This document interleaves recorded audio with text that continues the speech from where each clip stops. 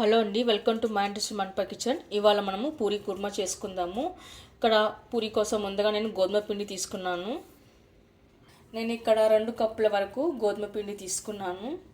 ఇప్పుడు ఇందులో మనం కొద్దిగా వాము వేసుకుందాము. వాము వేయడం వల్ల పూరికి మంచి టేస్ట్ వస్తుందండి. అలాగే మనకి ఈజీగా డైజెషన్ కూడా అవుతుంది. కొద్దిగా సాల్ట్, ఆయిల్ ఒకసారి బాగా కలుపుకోవాలి. ఆ తర్వాత కొద్దిగా వాటర్ వేసుకుంటూ మనం చపాతీ పిండిలాగా కలుపుకోవాలి.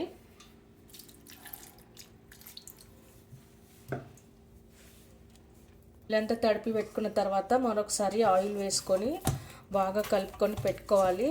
ఇలా ఆయిల్ వేయడం వలన పూరీలు మంచిగా మెత్తగా సాఫ్ట్గా మృదువుగా బాగా పొంగుతూ వస్తాయండి.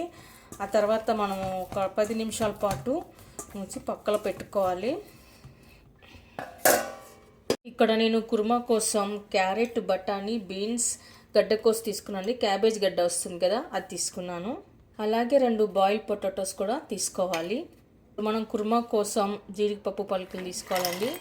అలాగే కొన్ని మిలన్ సీడ్స్ కూడా తీసుకోవాలి.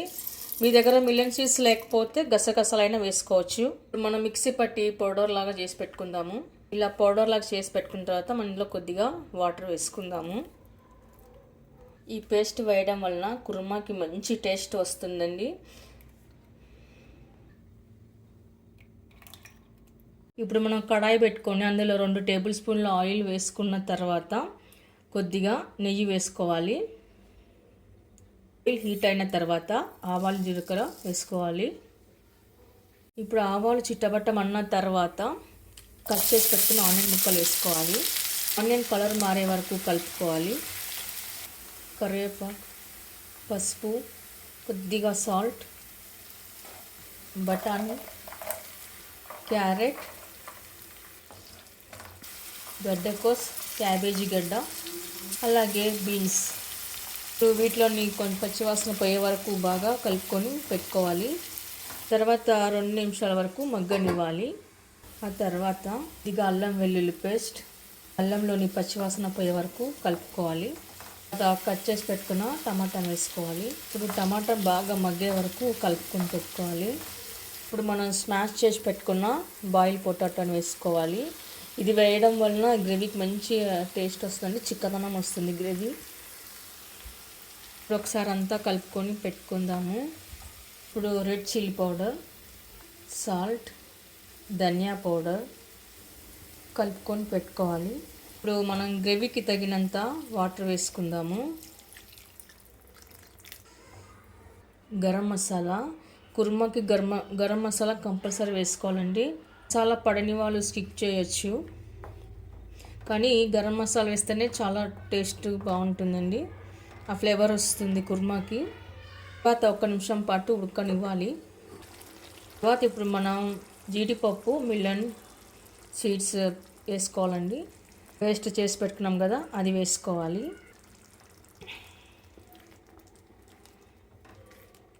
ఈ కుర్మా పూరీకి, సెట్ దోశకి చాలా బాగుంటుందండి. అలాగే నాన్, తందూర్ రోటీ, కుల్చా, పరోటాలు కూడా చాలా బాగుంటుందండి. ఇప్పుడు కసూరి మెంతి వేసుకుందాము. ఒకసారి కలుపుకొని పెట్టుకుందాము. ఇప్పుడు ఫైనల్గా కొత్తిమీర వేసుకొని సర్వింగ్ బౌల్లోకి తీసుకుందాము.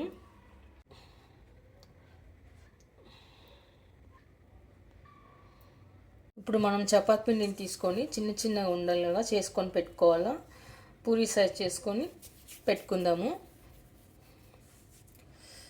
కొద్దిగా పొడి పిండిలు అద్దుకొని కాస్త మందంగానే రుద్దుకోవాలి. ఇప్పుడు మనం అన్నీ ఇదే సైజులోకి రుద్దుకొని పెట్టుకుందాము. ఇలా అన్నీ రుద్దుకొని పెట్టుకున్న తర్వాత డీప్ ఫ్రై చేసుకుందాము. ఇప్పుడు డీప్ ఫ్రైకి సరిపడా ఆయిల్ వేసుకున్న తర్వాత పూరీని వేసి కాల్చుకోవాలి. ఇలా తిరిగేసుకొని ఇటుపక్క కూడా కాల్చుకోవాలి. కానీ చూసారుగా ఇప్పుడు మిగతా ఇప్పుడు ఇలానే కాల్చి పెట్టుకుందాము. ఓకే అండి, చూసారుగా చాలా మెత్తగా, మృదువుగా, సాఫ్ట్గా వచ్చాయి పూరీలు.